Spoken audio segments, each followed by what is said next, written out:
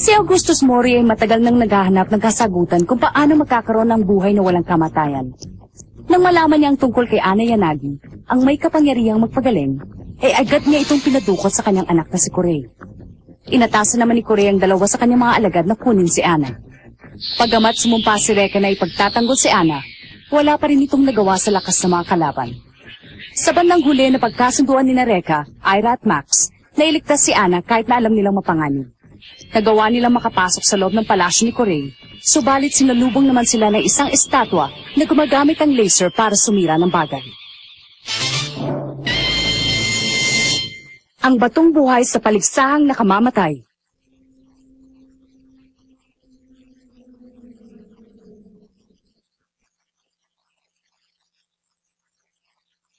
Huwag kayong gagalaw, kundi malalagot tayo.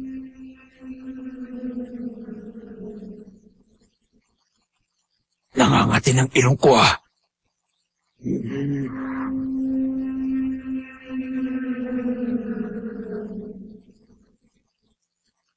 Asar! Hindi pwede hanggang dito na lang tayo! Ako ang sisira sa estatwang yan! Ay! Gusto mo ba talaga kami patayin? Sabi ng pag gumalaw kayo, babarilin kayo niyan eh. Ha?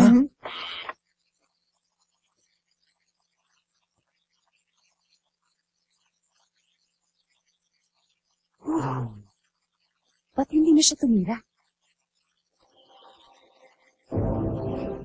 Napaso yata yung kamay ko eh. Buti nga sa'yo. Teka, hawak pa lang ang paputok.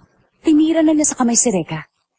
Pero kanina naitapon ko ng panusok at saka pa lang siya tumira. Pareho lang naman ang bilis ng kilos namin ni Reka. Pero bakit yung panusok ang tinira na estatwa at hindi ako? Baka nandun ang sagot kung paano namin ito matatalo.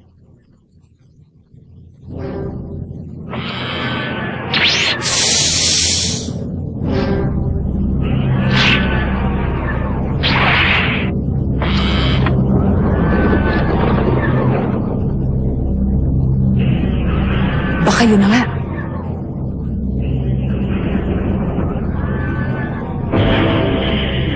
Susubukan ko.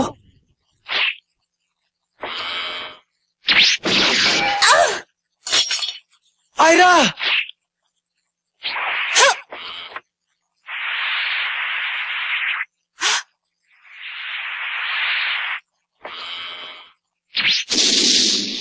Ang galing mo rin ano? Kinain mo lang lahat ng sinabi mo. Pero ngayon, naitira ko yung pangalawa. Huh? Tama nga.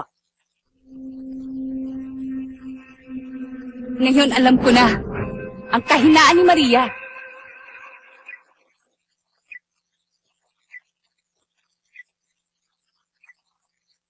Lorcan, ilang mandirigmang may mahiwagang sandatang nandito ngayon?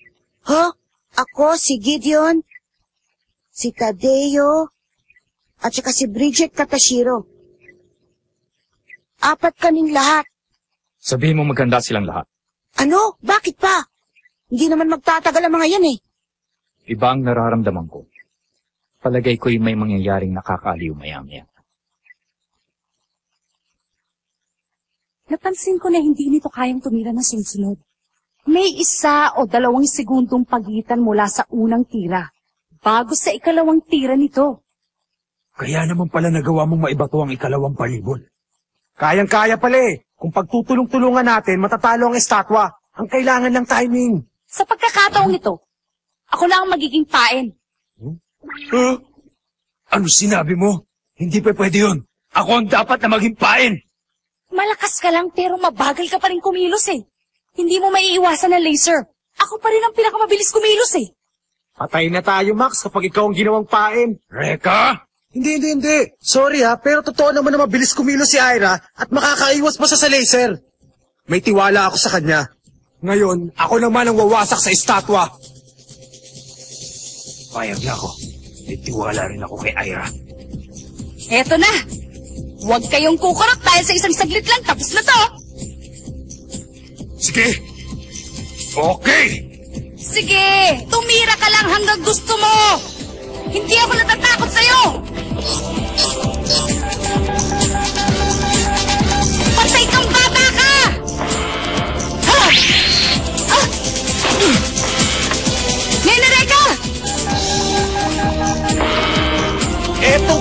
kadena ko! Ikaw na tumapo sa kanya, Max!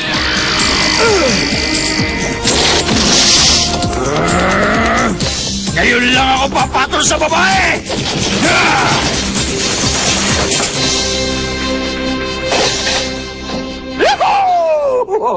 Ang galing ng operasyon natin, parang Sesame Street! Wala ka namang ginawa eh, nakatayo ka lang. Kaya tayo nanalo kasi matalino ako. Nalaman ko agad ang kahinaan ni Maria. Kung hindi dahil sa akin, hindi mo malalaman. Kaya ako nagpapanalo. Sinabi na ako eh. Ako sabi. Sinabi na ako eh. Sabi ko ako eh.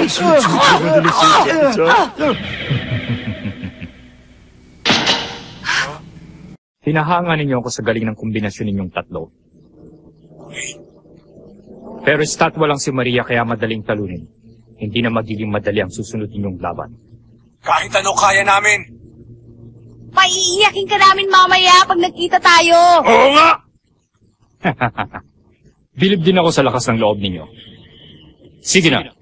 Inaantay na kayo ni Katashiro sa kabilang kwarto.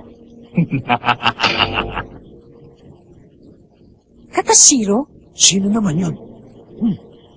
Wala akong pakialam kahit ano pang pangalan niya. Tatalunin ko yun, mailigtas ko lang aking prinsesa.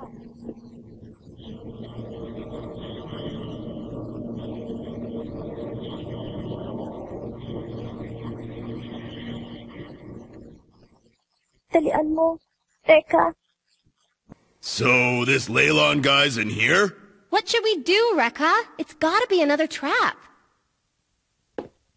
Huh. Trap or not, it doesn't really matter. If this is the only way, then we gotta go. I say we attack head on! Huh?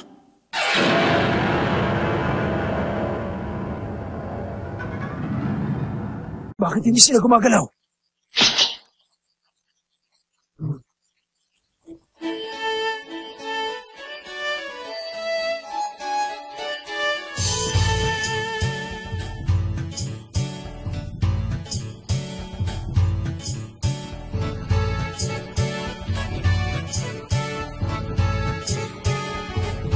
Manikin pala eh.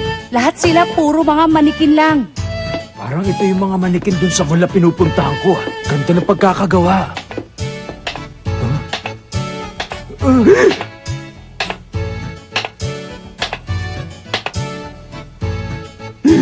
Baka ikaw yung kapatid ni Chucky ah. Lumayo ka sa akin! Maligayang pagdating sa silid ng mga manika. Wow! Walking na, talking doll pa! Naku naman, meron lang sigurong speaker sa loob ng manika. Kanina pa nga namin kayo inaantay. Tara, sumunod na kayo sa akin. Paano na? Wala na tayong magagawa. Harapin na natin yung taong mahilig makipaglaro sa manika, tara. Sigurado, bansot din na may pakala nito. Narito na po ang mga bisita.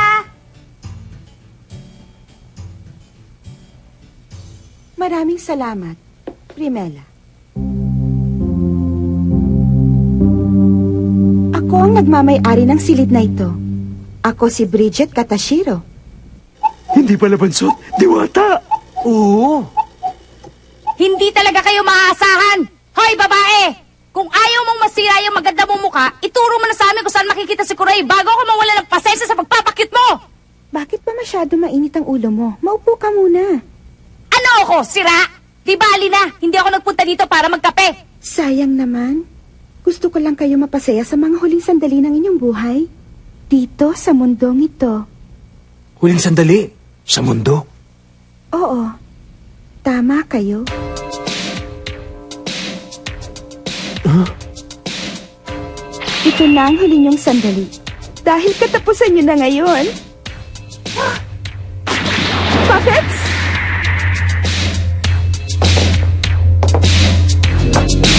Ha? Buhay sila!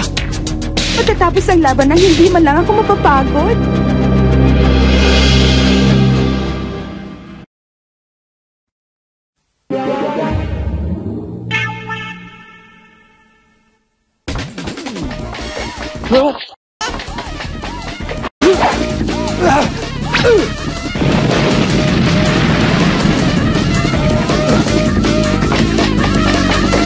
Buhay pa!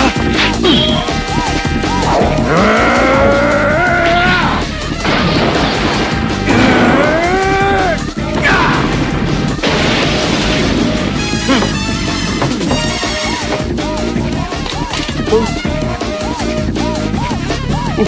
Wala nang ulo, pero nakatayo pa rin.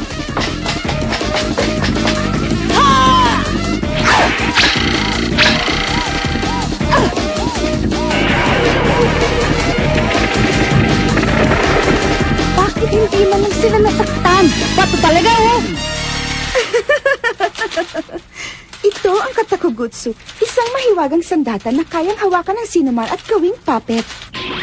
Upang sumunod sa bawat kong iutos. Kawawa naman, hindi sila mananalo.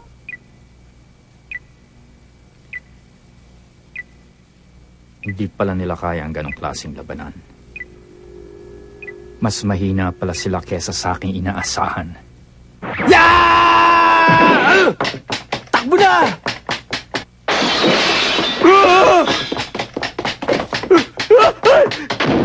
Wag!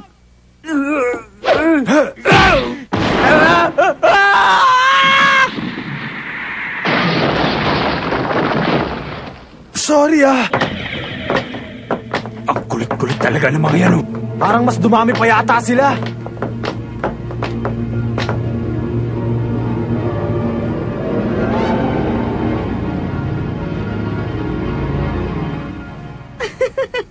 Kawawa naman, wala na kayo matatakbuhan pa. Talagang nakakaawa sila. Sino ba talaga sa atin ang nakakaawa? Ha? Sa tanda mong yan, naglalaro ka pa rin ng manika. At saka, maganda ka nga pero sinasayang mo lang ang ganda mo. Dahil nagtatrabaho ka sa mga kontrabida. Huh? Ako na ang tatapos sa mga manikang yan. Huh? Kanina ko pa nga inaantay na malagay kami sa ganitong posisyon eh. Ang akala mo ba naipit na kami dito? Max, Reka, lumayo muna kayo. Oo ba? Tara na! Kanina pa ako napipika sa mga pinaggagagawa mo eh. Ngayon ako naman ang kikilos.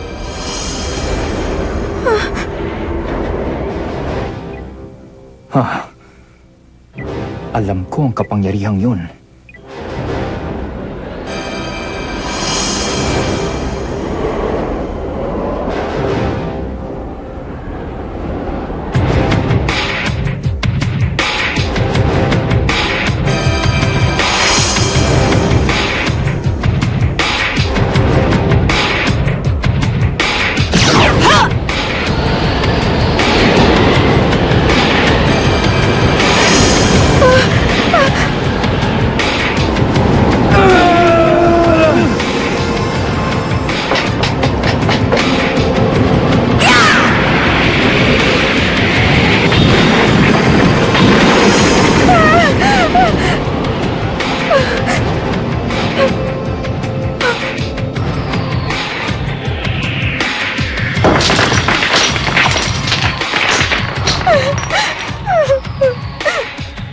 Hindi mo kayang talunin si Ira. Taglay niya. Ang isa sa mga makapangyarihan sandata ng Hokage. Ang mahiwagang Fujin. Pero paano kaya niya nakuha ang ganoong kataas na uri ng sandata? Sabihin mo na itigil muna ang pagsuri kay Ana. Ang bagis mo talaga, Ira! Lalo pang lumakas sa kapangyarihan mo mula na maglaban tayo! Siyempre naman, hindi palaging ganun na lang. Kahit paano kailangan gumaling. Ang mga manika ako. Kawawa naman. Nadurog na silang lahat. Oo nga, wala na sila. Ngayong wala ka ng mga puppet na mapapaandar pa, sumuko ka na, dali mo na kami kay Kuray para makaharap siya. Yan ang akala mo. Ha? Sinira mo ng lahat ang aking pinaghirapan. Pinagputol-putol mo pa ang kanilang katawan. Hindi kita mapapatawad para sa aking mga manika at kay Kuray. Pinapangako kong tatapusin ko na kayong lahat. Reka, Max, wag na kayong makikialam. Pabayaan niyo na ako sa laban na ito. Ano sa palagay mo? Susunod ba tayo? Huwag na kailan tayo magagalit sa atin si Ira. At isa pa, ayoko rin namang manakit ng babae. Mag-iingat ka, Ira.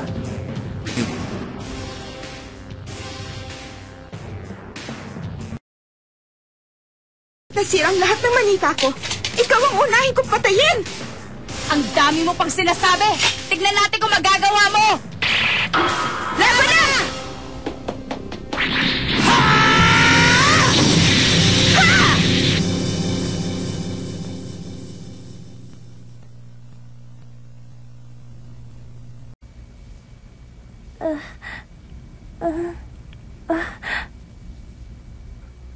Mabuti naman at gising ka na.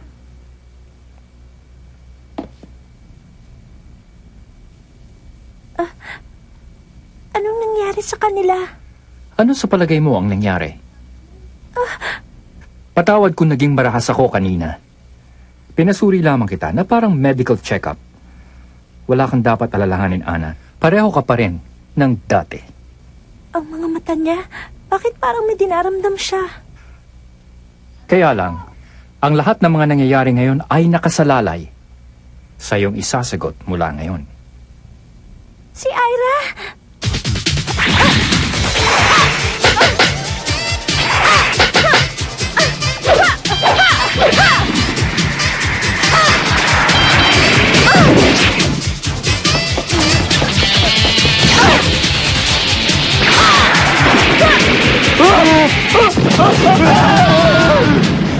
Sabi mo huwag kami makialam, ba't mo kami dinadamay? Tama na! Nakikinood lang kayo! Ang dami ng pangreklamo! Si Max! Pati si Reka! Nandito silang tatlo para iligtas ako. Mukhang kilala mo ang tatlong pangahas na yan. Sabihin mo nga, sino bang talaga sila, Ana? Taglay niya ang isa sa mataas na uri ng sandata, ang mahiwagang Fujin ng Hokage. Ang isang ordinaryong nilalang ay hindi makakayanan ng kapangyarihang taglay ng Fujin. Ang ipinagtataka ko lang ay paano ito napunta sa kanya. Inuulit ko, sino ba silang talaga? Silang ang mga... May isa pang mandirigmang darating, subalit kailangan ninyong magbuklod. Dahil kulang ang lakas ng bawat isa para kalabanin siya. Siya yun! Siya yung mandirigmang sinabi sa amin ni Emma noon.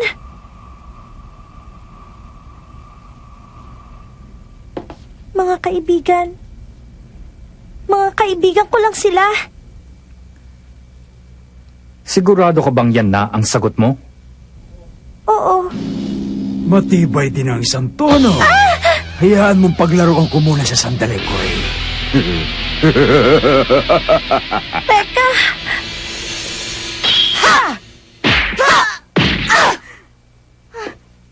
Anong problema? Hanggang dyan ka na lang ba? Itapo mo na lang yung espada mo! Hindi mo naman pala ginagamit eh! Tama ka.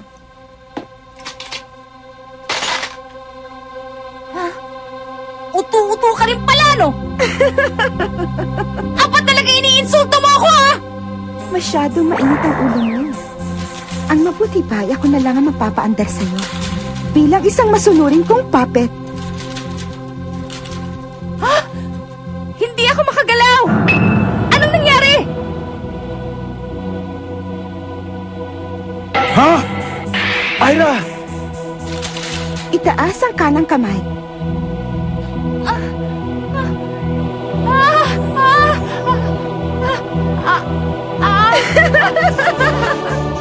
Ang akala mo siguro tumitira lang ako nang wala.